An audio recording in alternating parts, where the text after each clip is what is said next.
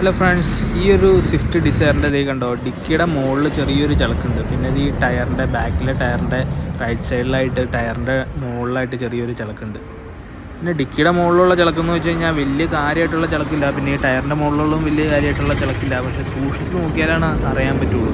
പക്ഷെ അടുത്ത് വന്ന് നോക്കി കഴിഞ്ഞാൽ കറക്റ്റായിട്ട് കാണാൻ പറ്റും. ഇത് കണ്ടില്ല, ഡിക്കിയുടെ മുകളിൽ നമ്മളിങ്ങനെ ദേ കണ്ടോ, സൂക്ഷിച്ച് ഇങ്ങനെ നോക്കിക്കഴിഞ്ഞാൽ മാത്രമാണ് അത് മനസ്സിലാവുള്ളൂ. ഇത് കണ്ടില്ലേ, അവിടെ ചെറിയൊരു ചളക്കുണ്ട്. അതേപോലെ തന്നെ ആ ടയറിൻ്റെ റൈറ്റ് സൈഡിൽ ടയറിൻ്റെ സൈഡിലുള്ള ഒരു ചളക്ക്.